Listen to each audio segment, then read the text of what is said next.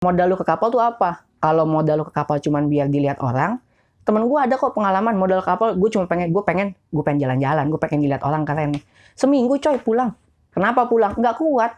Karena kerja di kapal tuh nggak seenak yang lu pikir, nggak seenak yang lu kira. Jadi kalau mau gue tarik nih ya, kalau lu mau nyari duit halal dan itu cepet, nah salah satunya ya naik kapal.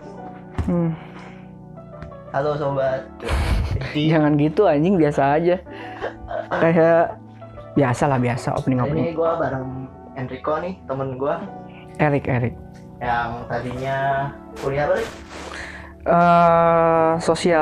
Sosiologi, jurusan sosiologi. Dari Universitas Negeri Jayabaya. Jakarta anjing. UNJ. UNJ Jakarta. Ya salah satu perguruan negeri di Jakarta. Paling islami. Enggak sih, bukan satu lagi, beda. Nah, hari ini kenapa gue ngajak dia buat ngomongin hal yang menurut gue tuh penting banget buat jadi pengalaman. Karena dia punya sesuatu hal yang nggak semua orang bisa ya, Pak. Namanya Dik, lu main sirkus ya? Bukan anjing. Oh, enggak. Beda lagi, beda. Pengalaman yang ya penting. Nah, sebelumnya Erik itu bisa ngeliat setan, jadi enggak anjing. Ngaco bego deh ngomongnya. Enggak, bukan itu. Gua memang sebelumnya itu basicnya itu ya seperti kalian biasa gitu, mahasiswa yang lulus gitu kan.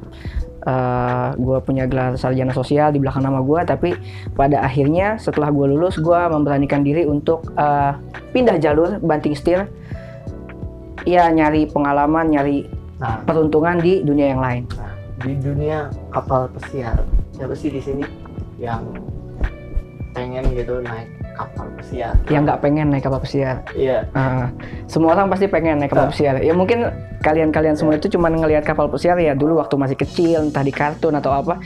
Tapi pas udah gede ya berlibur di kapal pesiar tuh salah satu destinasi wisata yang orang pengen coba gitu. Jadi gimana Rik? Lu awalnya sebenarnya kalau lu pengen naik kapal gitu ya, sebenarnya apa sih yang mesti lu siapin gitu, kayak mentalnya apa gitu? Apa lu kita cuma sekedar bisa basicnya masak apa gimana? Apa perlu hal lain gitu? Iya. Sebelumnya gue jelasin dulu ya, kalau di dunia kapal pesiar itu kan sebenarnya kan masuk ke di hospitality gitu kan, jadi sangat berkaitan dengan dunia perhotelan karena memang kapal pesiar itu ya sebuah hotel yang terapung gitu, hotel bintang 5 yang terapung gitu. Nah, ya udah tinggal lu misalnya punya basic apa. Kalau gue sendiri waktu itu gue memilih menjadi seorang juru masak, atau orang bilang koki, atau orang awam mungkin bilang chef, tapi bukanlah, nggak sampai tingkat itulah gue sampai saat ini, cuman sebagai juru masak atau koki biasa aja gitu. Nah, kalau dari nanya tadi apa modal yang harus seorang punya untuk bisa naik kapal pesiar, sebenarnya modal cuma dua. Gue bilang modal cuma dua. Yang pertama keberanian atau modal nekat dari diri lu sendiri. Yang kedua memang modal yang harus lu punya dari diri lu sendiri.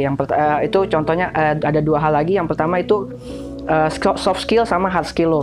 Gitu. Soft skill lo ya lu harus bisa mandiri, lu harus bisa bisa mudah bergaul dengan orang banyak, orang baru tentunya gitu kan. Oh ya, satu mungkin lu mesti bisa jago bahasa Inggris Rik ya. Itu udah pasti, soft skill. Itu udah pasti. Ketika lu mau kerja di kapal pesiar, basically itu bahasa nomor satunya kan English internasional gitu kan, bahasa internasional. Kalau lu nggak bisa ya kubur aja jauh-jauh lu pengen naik kapal pesiar gitu kan. Kalau dari hard skillnya sendiri ya udah basic lu tuh apa gitu. Kalau gua kan basic gua gue diajarkan untuk bisa masak makanan yang enak untuk orang, ya udah. Jadi basic gue ya basic tukang masak gitu. Berarti kalau misalnya lu cuman modal nekat gitu ya, itu nggak cukup ya Rik ya? Jauh dari kata cukup lah. Kalau lu cuman modal nekat, gue jamin hitungan minggu atau paling kuat hitungan bulan lu pasti pulang lagi, pasti minta pulang kalau cuma modal nekat doang. Sekarang dibalik modal nekat lu, apa yang lu pengenin gitu? Lu cuma modal nekat karena faktor ekonomi, modal nekat karena gaya, lu pengen dilihat orang, lu keluar negeri naik kapal pesiar, jalan-jalan, atau modal apa nih gitu kan? Nekat itu kan banyak juga didasari sama beberapa hal. Berarti gitu. Kalau emang misalnya nih ya, kita udah lulus terus kita bingung pengen nyari kerja apa, ya udahlah gue kerja ini aja naik kapal gitu ya.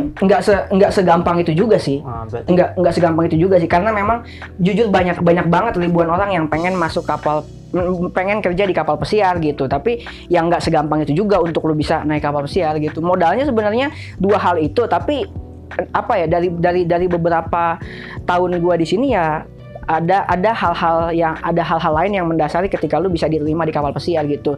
Nah, lanjut Rick. Mungkin tadi kan secara mental gua udah dikasih tahu gimana lu harus bisa berani, lu harus nggak cukup modal nekat doang gitu. Nah, sekarang yang membuat lu yakin dengan prospek kerjaan ini tuh dan lu memutuskan untuk mau naik kapal gitu, dan secara kan kalau dampaknya gitu lu harus ninggalin keluarga lu nggak bisa nongkrong bareng sama teman-teman lu di udah sini. Pasti gitu. ya, udah pasti. Sebenarnya buat mastiin lagi ibaratnya iman gitu buat lu kuat lagi naik. Oh, gue pasti nih, gue pastiin lagi gitu. Maksudnya dari lu gimana sih, Rick? Jadi gini, gue jelasin dulu latar belakang gue sebenarnya gitu kan. Gue jadi waktu itu 2012 masuk salah satu universitas negeri di Jakarta. 2016 puji Tuhan lulus tepat waktu dengan nilai yang cukup bagus juga sebenarnya gitu kan. Tapi pas gue lulus pegang gelar sarjana, gue bingung nih gue mau kemana gitu kan. Terus tujuan gue hidup ke depannya mau ngapain gitu. Kalau misalnya, maaf ya, tanpa mengucilkan, tanpa underestimate orang-orang yang kerja di darat gitu, tapi waktu itu gue berpikir realistis kalau kayaknya kalau dengan keadaan gue ya sekarang ini, gue lahir dan besar di keluarga yang sebenarnya bisa dibilang cukup gitu. Tapi pada akhirnya gue juga kan harus berdiri di atas kaki gue sendiri. Gue nggak bisa terus minta kepada orang tua atau minta dimodalin gitu kan. Ya di umur gue yang udah 22 tahun, gue juga punya seseorang yang udah gue seriusin. Nah, gue mikir gimana caranya. Coba nyaut yang diseriusin. Ya adalah di belakang sana, di belakang layar. Nah, gue mikir dalam di umur gue yang udah 22 tahun, terus gue udah punya rencana ke depannya, gue harus menikah, gue harus punya rumah sendiri, gue harus punya modal ke depannya. Gimana nih caranya nyari duit cepet tapi halal gitu. Yang susah kan itu, lu nyari duit cepet tapi halal. Nah, pas gua cari, oh oke, ternyata bisa juga nih kalau gua naik kapal pesiar. Gua nyari lagi dong lowongannya. Nyari lowongannya, ternyata gua punya hobi di masak, gua tekunin itu. Gua akhirnya ngambil sertifikat masak untuk beberapa bulan. Udah langsung apply dan puji Tuhan diterima. Kenapa diterima? Ya karena gue yakin dengan modal diri gue sendiri gitu. Terus gimana caranya supaya lu survive gitu? Ya tadi balik lagi, modal lu ke kapal tuh apa? Kalau modal lu ke kapal cuman biar dilihat orang, temen gue ada kok pengalaman modal kapal. Gue pengen jalan-jalan, gue pengen dilihat orang keren. Seminggu coy pulang. Kenapa pulang? Nggak kuat. Karena kerja di kapal tuh nggak seenak yang lu pikir, nggak seenak yang lu kira. Banyak orang yang pengen kerja di kapal, tapi mereka cuma tahu enaknya doang. Gajinya gede. Gedenya seberapa kan kita nggak tahu. Kerja keliling dunia kemana? Dan seberapa sering lu bisa keliling dunia? Itu kan. Gimana caranya lu bisa survive di sana? Kalau gue ya, ini dari pengalaman pribadi gue sendiri. Kalau dari pengalaman pribadi gue sendiri, ya gue itu. Ibaratnya kalau kayak firefighter bilang, pantang pulang sebelum api padam, ya kalau gue nggak bakal pulang sebelum kontrak gue selesai. Gimana pun ceritanya gitu. Tapi ya jangan sampai lu pulang tinggal nama doang juga gitu. Kalau gue alasan gue untuk tetap stay di kapal karena memang modal ekonomi gue gitu. Gue harus punya modal gitu dalam hal ya gue harus punya uang yang cukup untuk nanti gue bisa survive di darat nanti gitu. Soalnya gue udah banting setir nih. Ketika gue udah banting setir, gue nggak mungkin balik lagi. Gue udah meninggalkan dunia gue, terus gue nggak mungkin balik lagi gitu. Balik laginya pun alasannya, aduh gue nggak kuat atau aduh gue capek, gue malas atau gimana. Gak mungkin lah. Jadi modal ekonomi itu ya salah satu hal yang mendasari gue kenapa gue harus bisa survive di kapal. Walaupun dengan apa ya, bisa dibilang dengan ya air mata atau dengan darah yang harus gue dalam tanda kutip gue harus bayar di kapal gitu. Banyak orang yang nggak tahu, tapi ya biarlah itu cuma jadi cerita gue aja. Coba gitu. kasih unjuk dulu bekas pisau. Oh banyak kalau yang tadi ngomongin air mata, darah. Nah ini itu gue nggak bohong. Kalau dibilang air mata sama darah itu gue nggak bohong. Itu dalam arti sesungguhnya gitu. Yang namanya lu kerja di kapal, lu kerja di dapur, namanya kepotong itu udah wajar banget sih. Namanya kuku gua tuh udah kepotong udah sering gitu, tapi seiring dengan berjalannya waktu pengalaman ya mengurangi lah yang kayak gitu-gitu. Jadi kalau mau gua tarik nih ya, kalau lu mau nyari duit halal dan itu cepat, ya salah satunya ya naik kapal. Sebenarnya salah satunya banyak sih, cuman gua nggak tahu yang lain. Cuman kalau jalur yang gua tempuh naik kapal. Jalur gitu. Yang salah juga banyak. Jalur yang salah juga banyak, udah pastilah gitu. Nah, Rick, mungkin banyak yang belum tahu ya. Sekarang nih kadang ya teman-teman gue juga yang kenal lu itu si Erik naik kapal gimana sih caranya? Apa gimana sih kayak awak gimana sih? Ah. Kayak mungkin Mungkin tahu waktu itu gue taunya lu sekolah ke Batam dulu, habis itu mungkin lu bisa jelasin dah. Gini, ya itu yang tadi gue bilang, kita kan bergerak di industri perhotelan gitu kan. Kalau gue sendiri sebetulnya koki, jadi gue harus punya basic skill itu memasak gitu. Kan gue sebelumnya nggak punya. Kalau gue bilang oh gue bisa masak kok, tapi kan di rumah gitu. Membuktikan sebagai kalau lu nih ya bisa masak apa? Ya salah satunya kan sertifikat atau ijazah. Beruntunglah bagi kalian yang mau naik kapal dan dari kuliahnya udah mengambil sekolah tinggi perhotelan gitu kan, atau sekolah memasak gitu kan. Ya itu udah modal. Tapi kalau gue kan belum ada. Gue ada ijazah sarjana sosial, bukan ijazah memasak. Ya pada akhirnya gue memutuskan untuk gue nyari apa bilangnya sekolah masak gitu, salah satu sekolah masak yang ijazahnya harus ya sudah tersertifikasi, harus bisa diterima kalau gue nanti nge-apply di agensi kapal pesiar gitu. Jadi ya gue mengorbankan sekitar 3-6 bulan waktu gue untuk ngambil sekolah singkat lagi untuk bisa masak. Kemudian udah gue apply di agensi di Jakarta, salah satu agensi kapal pesiar di Jakarta. Agensi banyak, tapi tolong kalau mau ngambil yang terpercaya aja gitu. Jadi gue langsung apply, ngikutin aja alurnya. Tahap pertama screening sama orang dalamnya, orang agensinya orang Indonesia sendiri, tapi memang harus tetap pakai bahasa Inggris, menceritakan pengalaman apa segala macam bla bla bla gitu kan. Masuk lagi ke tahap sampai final interview. Final interviewnya itu lu ketemu sama bule. Kalau lu koki ya lu nanti bakal ketemu sama chefnya. Kalau lu bergerak di bidang waiter, nanti lu ketemu sama maitre d' atau apanya gitu kan. Ya pokoknya setiap bidang adalah usernya gitu. Dan untungnya sampai sekarang gue masih bisa lanjut terus. Jadi bukan berarti gue cuma modal ngomong terus gue nggak bisa membuktikan kalau gue kerja dengan baik di dapur. Ya buktinya sampai di hampir tahun keempat gue masih survive di dunia dapur gitu. Nah, nama kapal lu apa sih? Gue sekarang udah, jadi waktu kalau di kapal pertama gue sebut aja nama perusahaannya gitu. Ya kalau di karir pertama gue itu gue masuk diterima di Carnival Cruise Line. Dia kapal yang basically-nya di US gitu kan. Jadi lu harus tembus di US visa gitu untuk bisa ke sana gitu.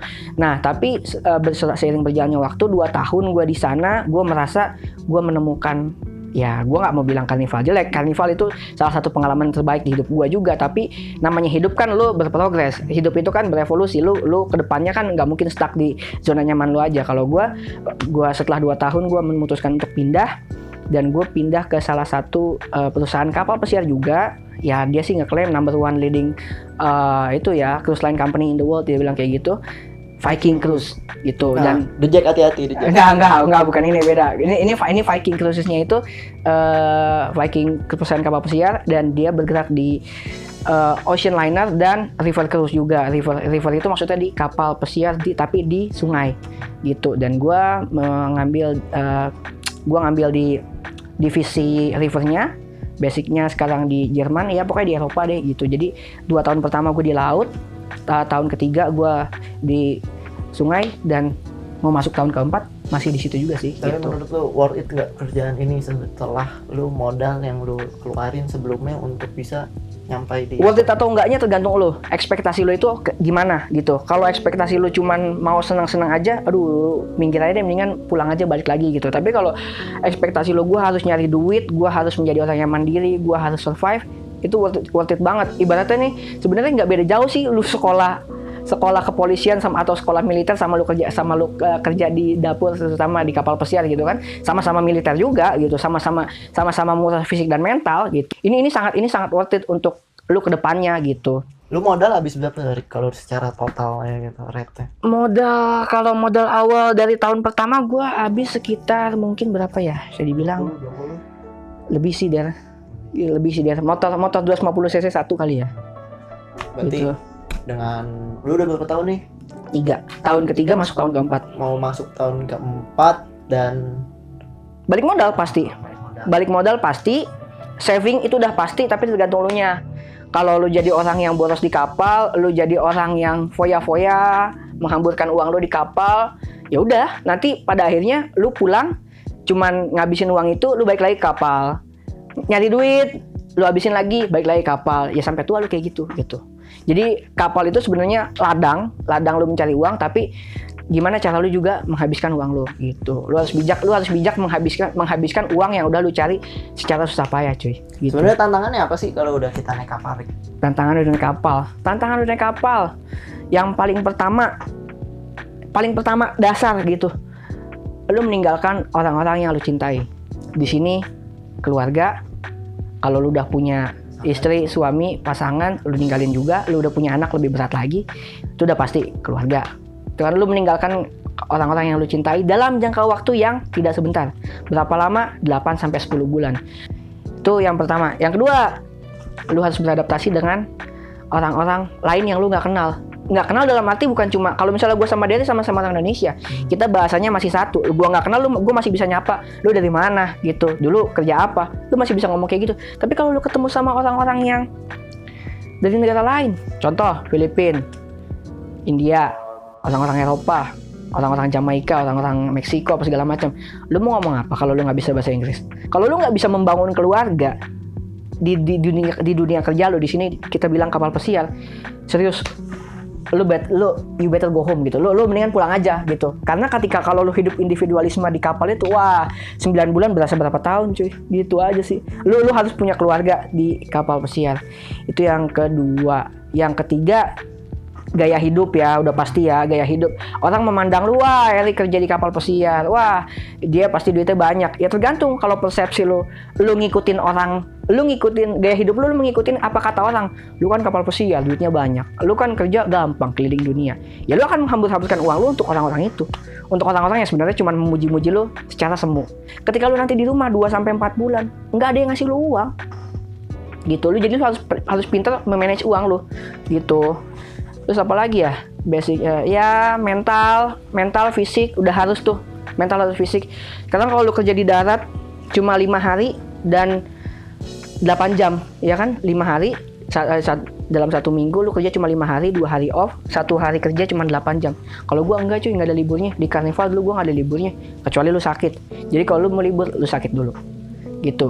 Itu butuh adaptasi berapa lama supaya bisa survive ya, supaya bisa settle dengan kerjaannya. Sebulan, 2 bulan. Cukup lama sih. Untuk pertama kali gue butuh waktu yang cukup lama. Kalau untuk 2-3 bulan sih. Cuaca, kalau untuk cuaca ngikutin Untungnya kalau kapal pesiar di laut waktu itu gue dapat di Carnival itu basicnya dia tropis juga, jadi nggak terlalu beda sama Indonesia. Gue nggak bermasalah di cuaca, tapi gue bermasalah di memang hidup gue yang baru gitu. Gue waktu itu butuh 2-3 bulan untuk bisa ngelepasin homesick gue, untuk bisa tahan untuk tidak menghubungi orang-orang yang gue sayang gitu. Gitu sih. Jadi guys, kalau lo mau survive gitu ya, modalnya kalau lo harus mau nggak mau harus bisa bangun family gitu. Lu harus bisa bangun keluarga, dan lu nggak boleh memandang dia ini bukan orang Indonesia, dia ini orang Indonesia. Lu harus bisa saving money lu, karena kalau nggak ya sia-sia, Rick. Kalau nggak sia-sia, itu akan begitu aja. Lu nyari, lu buang, lu nyari, lu buang, lu nyari, lu buang. Oke guys, jadi lanjut, Rick. Kalau menurut lu gimana? Orang yang naik kapal tuh pasti kena stigma, kalau apalagi cowok gitu ya. Lu pasti bakalan jadi main cewek, playboy gitu kan. Ya sebenarnya gini, kalau stigma yang ada di dalam masyarakat berkembang seperti itu ya, gue nggak bisa nyalahin siapa-siapa gitu. Ya itu memang ada stigma yang beredar di masyarakat. Sama aja kayak lu bilang kalau orang tato itu pasti kriminal, ya itu sama aja gitu. Itu adalah stigma yang nggak bisa dihilangkan. Tapi mungkin baik lagi kalau kita tuh kalau di kalangan kita tuh terkenal sebutannya PKP, pekerja kapal pesiar. Yaitu dari kitanya sendiri tuh lu bisa mengikis. Kita nggak mencoba menghapus, tapi kita paling nggak mengikis lah gitu kan. Kalau kita itu memang niat awalnya ke kapal itu maunya kerja. Jadi apalagi kalau lu hitungannya udah punya pacar atau udah punya tunangan, udah punya istri gitu ya, kalau bisa janganlah lu yang namanya terjebak dalam godaan main cewek gitu. Karena memang jujur aja gampang banget gitu. Gue nggak nyalahin orang-orang yang melabel kita sebagai playboy atau main cewek gitu, karena memang di kehidupan gue di kapal pun gue melihat itu terjadi dalam lingkup pertemanan gue sendiri gitu. Itu sebuah realitas yang nggak bisa lu pungkiri gitu. Itu memang nyata, itu memang ada gitu.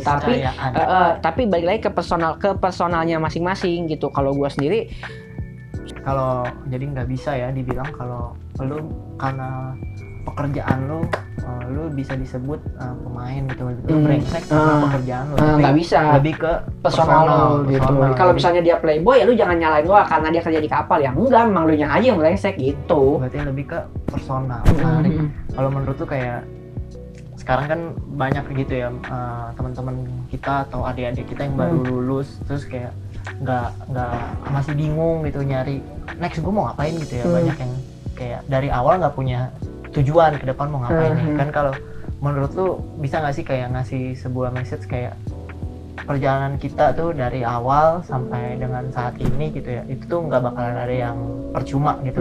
Meskipun jalannya kayak nggak lurus terus, pasti untuk bisa nyampe di sini kan lu harus kesini dulu baru nyampe sini. Nah menurut lu kayak lu coba kayak kasih message gitu kayak gitu deh ya. Ya kalau dari gue sendiri sih bilang gini, kan ada pepatah bilang banyak jalan menuju Roma gitu. Ya itu dia, itu untuk menuju Roma nggak cuma selalu dari jalur misalnya jalur udara gitu kan. Even lu harus dari jalur udara pun banyak flightnya kemana ya gitu.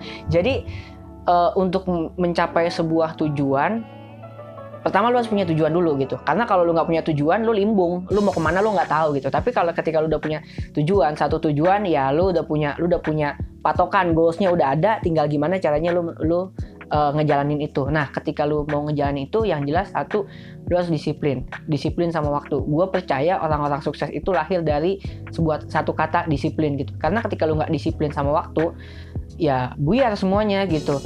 Gue nggak bilang lu nggak boleh buang-buang waktu. Ada kalanya lu bisa buang-buang waktu. Gue juga salah satu termasuk, kalau kita bilang sekarang kaum rebahan ya, gue juga salah satu orang yang suka rebahan. Tapi ya karena memang gue waktunya punya waktu untuk rebahan. Tapi ketika gue di kapal, gila, gue nggak punya sama sekali waktu untuk bisa santai-santai, leha-leha gitu. Ya itu, jadi pakailah waktu anugerah Tuhanmu. Itu kalau kita bilang gitu kan, ya lu waktu yang dikasih sama Tuhan, ya lu pergunakan dengan baik-baik. Ya percaya aja kalau itu nggak bakal mengkhianati proses yang udah lu jalanin. Kalau memang lu ngejalaninnya dengan sungguh-sungguh, berdarah-darah gitu kan. Tapi kalau lu niatnya cuma ikut-ikutan dengan modal nekat aja, 50-50 sih gitu kalau gua. Apa ya, zaman sekarang kayak generasi sekarang tuh lebih mainstream, jadi kemana orang mau kemana lu ngikut, mau kemana lu ngikut. Nah jeleknya di situ. Sebaiknya beda itu bukan berarti salah gitu, beda itu belum tentu salah, tapi gimana ketika perbedaan lu itu, ya lu harus nunjukin kalau walaupun gue beda tapi gue benar, walaupun gue beda gue berada di jalan yang tepat gitu. Ya bukan berarti kalau lu sama-sama terus lu bener, ya nggak juga, gitu aja sih gitu. Ya kurangin waktu-waktu yang penting, gitu aja sih. Iya gitu aja sih. Jadi untuk teman-teman semua, apalagi di generasi kita nih, umur sekarang gitu kan, yang sudah waktunya memikirkan masa depan, membangun masa depan, dan harus berdiri di kakinya sendiri, cobalah kalian pertimbangkan apa sih tujuan hidup ini gitu, ngapain sih kita di sini gitu. Jadi segala sesuatu yang kalian lakukan semoga aja nggak sia-sia. Gitu aja sih dari gua. Ya sampai ketemu lagi lah lain waktu. Ciao.